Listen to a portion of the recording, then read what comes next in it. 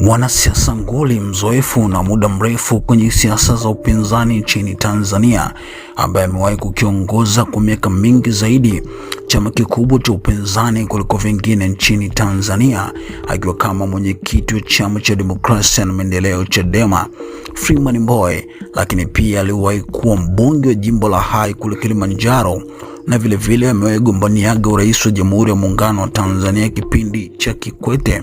Amewataka watawala na wenye maamuzi kuamua na kuongoza kwa haki.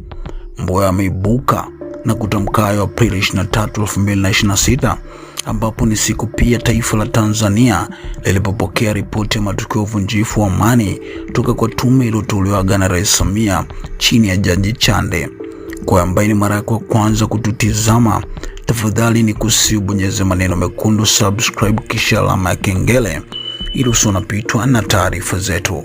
Pamoja na mambo mengine ambayo ameeleza kuwa yapo maisha bila siasa, huku akiwataka wenye nafasi za maamuzi na madaraka kusimama katika misingi ya kuhakikisha haki inatendeka katika taifa. Mbowe pia ameonyesha kuwatupia maneno kimya waliokuwa na mamlaka zamani kama Lengai Ole Sabaya ambaye alikuwa mkuu wa wilaya Hai, naibu waziri mkuu mstaafu Doto Biteko na wengine, akiwaambia madaraka ni sawa na koti la kuazima.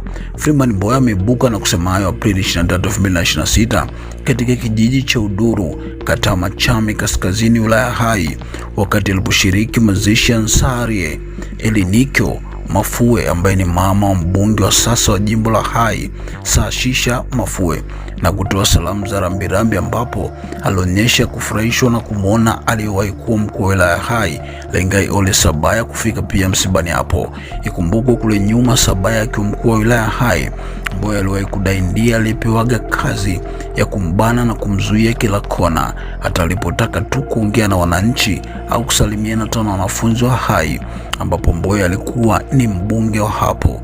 Pia Sabaya awali alikuwa akitembea na ulinzi wa polisi msafara na kundi kubwa la timu yake, lakini leo amefika msibani akiwa peke yake na akiendesha gari yake moja mwenyewe, kitendo ambacho kimechukuliwa na wengi kuwa ni kweli madaraka yanapita.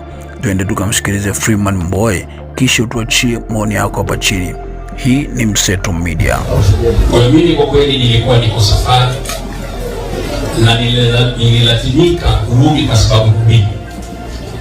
Kwanza, Saashisha ni ndugu yangu, ni kiongozi wetu, na mimi napokuwa na maswahili pamoja na makandokando mengine haachi kunisindikiza, haachi kushiriki na mimi. Kwa hiyo mbali ya masuala ya kisiasa, Saashisha ni ndugu wangu ambaye tunaheshimiana. Na wakati naingia mahali hapa nilipata bahati nikamkuta Sabaya anazungumza. Sasa Sabaya naye ni mdogo wetu, ni mdogo wangu, ni rafiki yangu, na kama mnavyojua misiba inatufanya wote tuwe wamoja, tunyenyekee kwa pamoja, na inatusababisha saa nyingine tunakuwa na urafiki wa mashaka. Ndugu yangu Sabaya, pole, kwa sababu kwa kweli sijakuona siku nyingi. Nilikuta unaelezea kidogo namna ambavyo ulipitia katika maeneo fulani. Sasa na mimi vile ni graduate, na mimi nimepitia hivyo kwa taratibu tofauti. Kwa hiyo ndugu zangu, mnaweza mkajiweka kwenye nafasi yangu, nimekaa katikati na sisi wote. Wakati nakuja kutoa salamu namwambia naibu waziri mkuu mstaafu, mheshimiwa, nikawatabiki kidogo. Hao wote ni rafiki zangu, ni kaka zangu, ndugu zangu, tunashirikiana kwa kila njia. Na tujaribu kukifikisha kweli, ndugu zangu, ni kuatia moyo familia na kuambia ndugu zangu waombolezaji wote, kuna maisha nje ya siasa. Taifa hili ni letu sote. Unyenyekevu tunaoonyesha hapa leo tuishi nao kila siku. Tunahitajiana. Wale walio kwenye madaraka, wenye nafasi za maamuzi, wenye nafasi za uongozi, wasimame katika misingi ya kuhakikisha haki inatendeka katika taifa, ili kila mmoja katika taifa letu akawe na sura na tabasamu katika uso wake.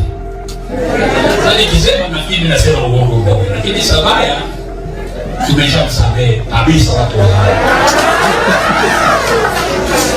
Maisha lazima yaendelee, sio jamani? Kwa hiyo ndugu yangu, usashisha ukiniona hata nyumbani njoo kahawa nitakupa. Sabaya sorry. Hata nilikuwa nakuja hapa kana kumshongo, sasa unataka kunitapika. Nikamwambia hapana, si mimi, sio mtu wa namna hiyo, wala sina visasi. Roho yangu ni nyeupe kama ambavyo iko siku zote. Kwa ndugu yangu Sabaya, nisikie amani.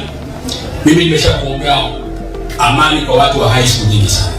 Na wale ambao wako hapa tuendelee kumsamehe Sabaya, kwa sababu hata sisi tulioko hapa wengine na sisi tuna dhambi zetu. Tukitambua hilo kwamba kila mmoja katika nafasi yake naye ni dhambi, tutakuwa tunaishi ile sala tunahubiri kila siku, Mungu atusamehe kama sisi nini tunawasamehe waliotukosea. Kwa tusikae tukaona fulani ana dhambi kuliko mwingine. Kila mmoja ana dhambi kwa kipimo cha Mungu wetu. Hakikisha umesubscribe, comment, like na kushare. Mseto Media, we connect everywhere.